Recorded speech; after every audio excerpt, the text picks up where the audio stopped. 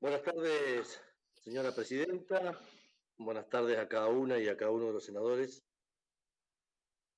Quizás en la próxima sesión voy a plantear una cuestión de privilegio. Porque estas generalizaciones que hace el bloque de la mayoría deberían ser corregidas. Yo soy oposición y sin embargo estamos acá. No toda la oposición es lo mismo y no toda la oposición tiene la misma conducta. Pero bueno, eso vamos a dejarlo para la próxima sesión. Quisiera plantear algunos aspectos que tienen que ver con lo que estamos hablando. Lo voy a dividir en tres grandes ejes. Primero, se ha hablado mucho, pero creo que vale la pena profundizar en lo que dice la Constitución, sobre todo el artículo 99, la historia de por qué estamos aquí y un breve comentario final. Lo primero que tenemos que ver es la profundidad del artículo 99, que como bien explicaron las senadoras que hablaron antes que mí, el artículo 99 tiene una sabiduría que tiene que ver con el límite al presidencialismo. Es decir, el artículo 99 está para poner un control a las facultades en ciertos temas del presidente de la República. Lo que está haciendo este Senado aquí es cumplir con ese control o con ese límite. Y ustedes fíjense en los incisos que plantea el artículo 99. Nombra, el presidente tiene que tener el acuerdo del Senado para los jueces de la Suprema Corte, para los jueces y funcionarios judiciales, los embajadores, el jefe de gabinete, los ascensos de los militares, el estado de sitio y cuestiones que tienen que ver con el empleo. Es decir, todos temas de enorme profundidad en lo que es el desenvolvimiento de la República. Poder judicial, los representantes del país ante otros países y el ascenso de los militares. Es decir, de alguna manera limita la facultad presidencial. Y creo que las cosas hay que ponerlas quizás hasta por el absurdo, para poder derrumbar toda esta falsa hipótesis que se está planteando en cuanto a estos pliegos.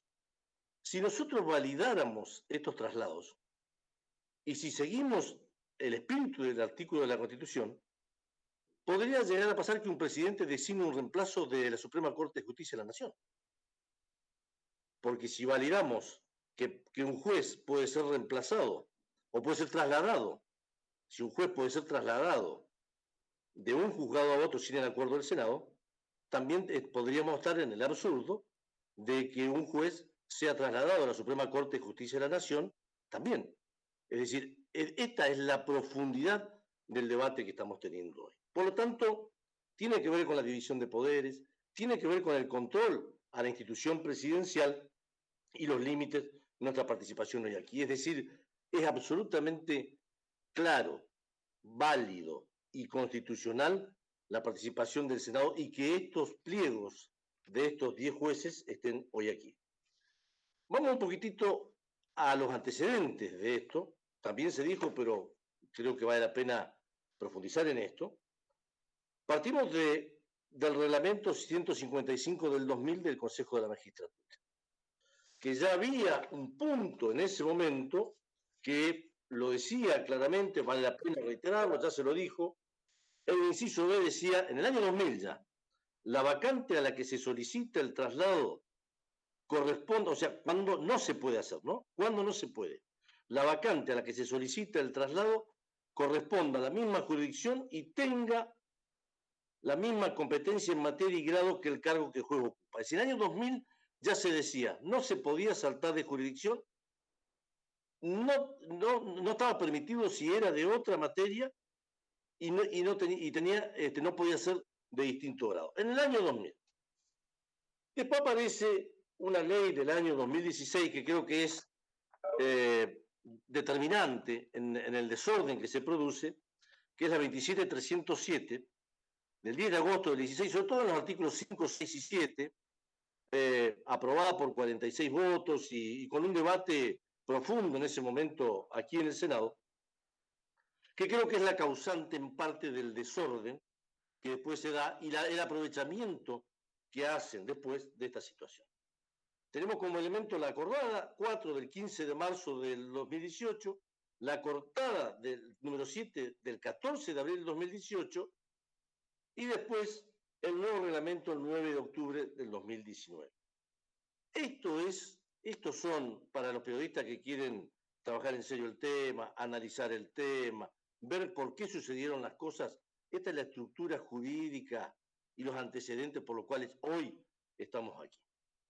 Ahora bien, ustedes observen que desde el año 1998 al año 2018, es decir, 1998, creación del Consejo de la Magistratura, al año 2018, hubieron 51 traslados. 51 traslados. De esos 51 traslados, que son los que se analizaron, había, como bien lo explicó la senadora Pirati, 11 que estaban en perfectas condiciones, 30 que tenían vicios subsanables que no eran tan graves, y hubieron 10 que estaban absolutamente no en regla con lo que planteaba la Constitución y las acordadas 4 y 7, etcétera, etcétera. Cuando nosotros miramos esos traslados, ¿cuáles estaban de los 10 mal, de los 10 que hoy estamos analizando? 3 se dieron entre el año 1998 y el 2015. 3. De los 10, 3 estaban mal entre el 1998 y 2015. Y 7 después del año 2016. 7 del año después. ¿Qué hicieron los presidentes desde el año 98 hasta ahora con los traslados? ¿Cuántos traslados validaron los presidentes? En la presidencia de Menem, 2. En la presidencia de la Rúa, 2. En la presidencia de Duhalde, 2. En la presidencia de 4 años de Néstor Kirchner, 5. En la presidencia de la doctora Cristina Fernández de Kirchner, en 8 años, 13. Y en la presidencia de Mauricio Macri, en 3 años, 21.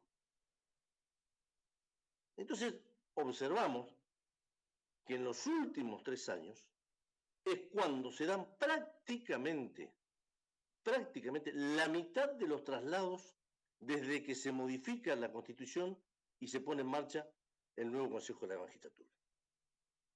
Y de los traslados que hoy estamos analizando, los expedientes que se están analizando, de 10 que estaban en malas condiciones y que no cumplían con la manda constitucional, 7 se dieron desde el año 2016 hasta acá.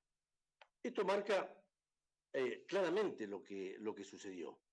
Es decir, en los últimos años se hizo un mal uso y se hizo un abuso de lo que fue el traslado y hoy terminamos en esta circunstancia. Nosotros desde el bloque de Juntos Somos Río Negro vamos a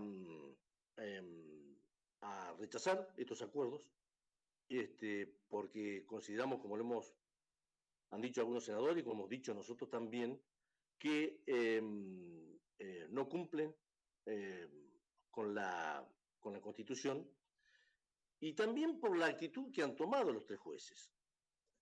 Complementando lo que se dijo. ¿Qué actitud tomaron los 3 jueces?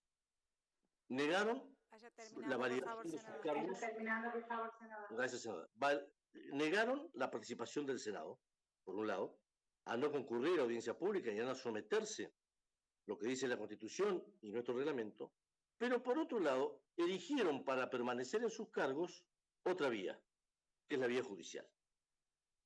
Entonces, los dos aspectos, es decir, no cumplieron con lo que plantea la Constitución y creo que es absolutamente claro que este Senado no puede tener ningún tipo de tolerancia con aquellos, fundamentalmente un juez que no respeta con la Constitución, y por otro lado estos 3 jueces eligieron otro camino. Con lo cual no es que el Senado resuelva o sí o no, no, ellos eligieron otro camino. Y otro tema que creo que también vale la pena profundizar, que es ¿cuál?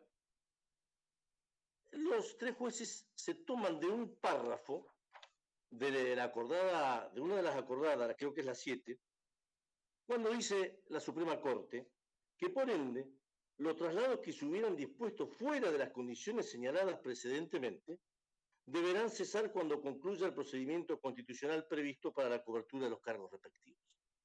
Este es el argumento de los jueces y es el argumento de la oposición que se retiró.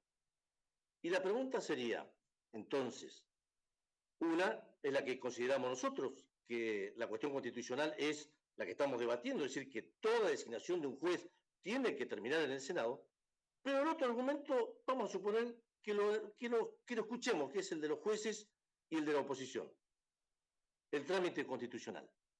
Si la verdad hubiese sido que este trámite constitucional era la designación por parte del Senado, tendrían que haber estado llamados los concursos. Y nunca fueron llamados los concursos. Por lo tanto, nunca hubo intención de utilizar la vía como corresponde. Porque si no, estos concursos hubiesen estado llamados. Y por otro lado, y me desordené, pero quiero plantearlo también, ustedes observen que todos estos traslados... Tiempo, por favor, senador. Después, gracias, Presidenta. Un segundito. Estos traslados se dieron después de las acordadas 4 y 7. La Corte ya había alertado y había dicho que no se podían trasladar en estas condiciones. Y sin embargo, en la mayoría de consejos de magistratura en ese momento y en la Presidencia de la Nación, los traslados se hicieron igual, sabiendo lo que ya había dicho la Corte, que es otro elemento central para tener en cuenta. Así que con estos argumentos, Presidenta, nosotros desde el bloque de Juntos Somos Río Negro vamos a rechazar estos pliegos y creo que hubiese también sido necesario que estén los 10 pliegos hoy acá, para dejar absolutamente claro que si hubiésemos tenido los 10 pliegos, hubiese estado clara la conducta de todos los jueces, los que dijeron que el Senado tenía participación y los que rechazaron la participación del Senado. Pero bueno, esperemos que los otros 7 pliegos vengan rápidamente para poder contraponer las dos actitudes y las dos conductas de distintos magistrados judiciales. Muchas gracias. Gracias, senador. Gracias.